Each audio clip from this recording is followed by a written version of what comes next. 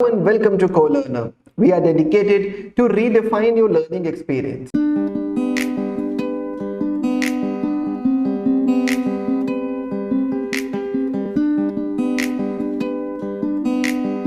इस वीडियो में हम लोग बात करेंगे एक नए चैप्टर के बारे में। हम लोगों ने पिछले कुछ वीडियोस में बात करी थी एग्रीगेट डिमांड और शॉर्ट रन इक्विलिब्रियम के बारे में। आज बात करेंगे उन्हीं दोनों बातों के एंडिंग मतलब आखिरी सीजन के बारे में। क्या है ये आखिरी सीजन? ये कहता है problem of deficient and excess demand. अगर मैं बोलूं तो मैक्रो इकोनॉमिक्स का सबसे इंपॉर्टेंट चैप्टर, क्योंकि इसके ग्राफ एग्जाम में आते ही आते हैं और ये आपको तभी समझ आएगा अगर आपको एग्रीगेट डिमांड क्लियर है और आपको शॉर्ट रन इक्विलिब्रियम आउटपुट का भी कंसेप्ट क्लियर है। हम लोगों ने शॉर्ट रन इक्विलिब्रियम आउटपुट में एक बात समझी थी और उसके अंदर ये बात समझी गई थी कि कैसे इकोनॉमी इक्विलिब्रियम पे पहुंचती है। दो बातें बताई गई थी, एएसएडी और एसओआरआई। हालांकि उसमें एक पेज था, क्या था कि कीन्स ने इन थ्योरीज को कुछ एक सर्टेन लिमिट्स के अंदर बनाया था।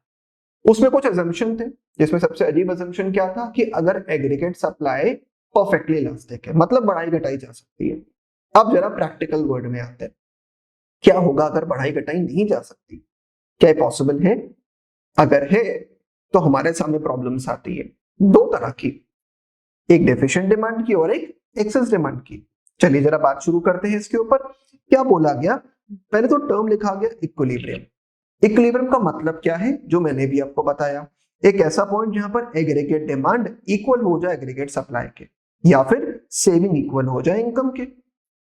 ऑल्सो एग्रीगेट डिमांड को अज्यूम करा जाता है कि वो परफेक्टली इलास्टिक हो। इसका मतलब क्या है कि एग्रीगेट सप्लाई को डिक्रीज और इंक्रीज हम कर सकते हैं, मतलब उसको बढ़ाया जा सकता है, उसको घटाया जा सकता है। किस अकॉर्डिंग? उसको एग्रीगेट डिमांड को एग्रीगेट सप्लाई के बराबर लाने के लिए हम एएस को बढ़ा भी सकते हैं, घटा भी सकते हैं। ये बात तो हम लोग को बोली गई।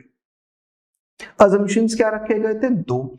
एक कि हमारे फुल एम्प्लॉयमेंट इक्विलिब्रियम है, एक ऐसा इक्विलिब्रियम है जहां पर एग्रीगेट डिमांड एग्रीगेट सप्लाई के बराबर है और इकोनॉमी में कोई भी एक्सेस कैपेसिटी नहीं बची है। कोई एक्सेस कैपेसिटी नहीं, मतलब एएस फुल्ली यूटिलाइज हो चुका है, जितने रिसोर्सेस सबको यूटिलाइज कर लिया और इकोनॉमी के अंदर कोई एक्सेस कैपेसिटी नहीं एग्जिस्ट कर रही है, डिमांड को हमने पूरा कर लिया। दूसरा पॉइंट इसके अंदर क्या रखा गया? Under employment equilibrium. इसका मतलब है एएस और एडी तो बराबर है, बट अभी भी एक्सेस कैपेसिटी इकोनॉमी के अंदर बच गई है। मतलब कुछ लोगों को काम नहीं मिला, कुछ रिसोर्सेज बेकार हैं, लेकिन आपने एएस को कम करके उसको एडी के बराबर कर दिया। क्या हो सकता है कि एग्रीगेट सप्लाई जो थी वो ज्यादा थी एग्रीगेट डिमांड के, आपने एएस को कम किया और आप एएस और एडी को बराबर लिया, तो इक्विलिब्रियम तो मिल गया, पर ये इक्विलिब्रियम आधा अधूरा इक्विलिब्रियम है। कैसे आधा अधूरा इक्विलिब्रियम हो सकता है सर? ये बिल्कुल आधा अधूरा इक्विलिब्रियम है। आधा अधूरा इक्विलिब्रियम इसको इस तरह से बोला गया है क्योंकि इसके अंदर ये माना जाता है कि आपने कुछ लोग, those who were able and willing to work at existing wage rate, उनको आपने काम नहीं दिया, आपने कुछ लोगों को नौकरी से निकाल दिया और इकोनॉमी के लिए चीज अच्छी नहीं थी।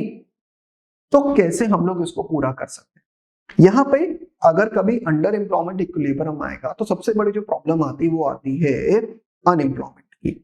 क्या है अनएम्प्लॉयमेंट? अनएम्प्लॉयमेंट का यहाँ पर मतलब क्या होता है कि problem of deficient demand contribute towards unemployment.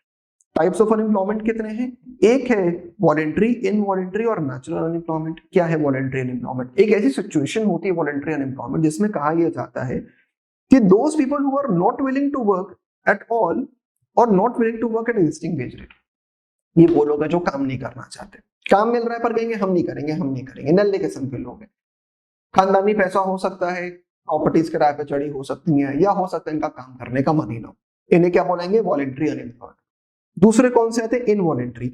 ये वो लोग हैं जो काम तो करना चाहते हैं पर इनको काम मिल नहीं रहा है, उस पैसे पे इनको काम नहीं मिल रहा है। तीसरे आती है नेचुरल अनएम्प्लॉयमेंट। ये वो अनएम्प्लॉयमेंट है जहां पर लोग कुछ समय के लिए अनएम्प्लॉयड, ठीक है, कहते हैं ना नए ताजे ताजे गरीब बने, ये अभी अभी अनएम्प्लॉयड हो गए, इनके पास काम था बट इकोनॉमी के अंदर हो सकता है सीजनल फैक्टर। भाई आप काम करते थे एक स्वेटर की फैक्ट्री में, ठंड खत्म हो गई, फैक्ट्री उन्होंने कुछ टाइम के लिए बंद कर दी, आप अनएम्प्लॉयड हो गए। दूसरा, अगर इकोनॉमी में डिमांड सप्लाई की वजह से कभी आपकी काम टेम्परेरी बंद हो जाए। तीसरा, अगर इकोनॉमी में स्ट्रक्चरल चेंज आ जाए। स्ट्रक्चरल चेंज का मतलब क्या है भैया, किसी आदमी कोई एक आदमी टैक्सी चलाता था, अब उस रूट को नो टैक्सी जोन डिक्लेयर कर दिया, उसको बोला था तुम रुक जाओ, अभी तुम्हारे लिए कोई और रूट तय कर देंगे, तब तक वो आदमी क्या करेगा, घर पे खाली बैठा रहेगा। तो ये क्या है, स्ट्रक्चरल अनएम्प्लॉयमेंट है। इकोनॉमी में स्ट्रक्चरल एक चेंज आ गया, इकोनॉमी के अंदर कोई नई चीज आ गई जिससे कुछ लोगों का काम चला गया। अब जैसे बात करें तो पहले हाथ वाले अकाउंट्स बनते थे, अब क्या हुआ, टैली आ गया। टैली आ गया तो हर चीज कंप्यूटर पे होने लग पड़ी। तो या तो कंप्यूटर सीख के, टैली सीख के काम करो, या फिर खाली बैठो, कोई आपसे काम नहीं कराएगा।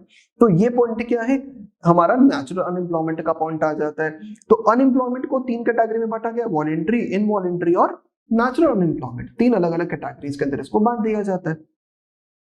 तो मतलब अगर आपकी इकोनॉमी में अगर कभी आपको गलती से अगर आप पहुंच भी गए इक्विलिब्रियम पे, तो भी ये देखो कि आप फुल पर हो कि आप अंडर पर हो। प्रॉब्लमैटिक क्या है, अंडर। अब सिचुएशन ऑफ फुल एम्प्लॉयमेंट के अंदर नेचुरल अनएम्प्लॉयमेंट जो है वो इंक्लूड होती। अगर आप फुल एम्प्लॉयमेंट में हो तो नेचुरल अनएम्प्लॉयमेंट तो आपके सामने आएगी आएगी। इसके लिए तो बिल्कुल प्रिपेयर रहना पड़ेगा। ये तो बात थी कि आखिर इक्विलिब्रियम होता क्या है और अनएम्प्लॉयमेंट कैसे आती है अगर कभी हम लोग अंडर इक्विलिब्रियम पर आ जाए। मतलब इक्विलिब्रियम तो है, फिर भी कुछ अधूरा सा है। तो यहां तक अगर बात समझ आई हो तो वीडियो को लाइक करना ना भूलिएगा और हमारे चैनल को सब्सक्राइब जरूर करिए अगर आपको इसके बचे हुए और वीडियोस देखने हैं और हमारे पुराने वीडियोस भी देखने हैं। तो कोई भी डाउट हो तो कमेंट सेक्शन में waiting for you. Please comment section में अपने डाउट्स भेजिए और मिलेंगे हम लोग हमारे एक अगले वीडियो में जिसमें हम बात करेंगे डेफिशिएंट और एक्सेस डिमांड के बारे में। Thank you.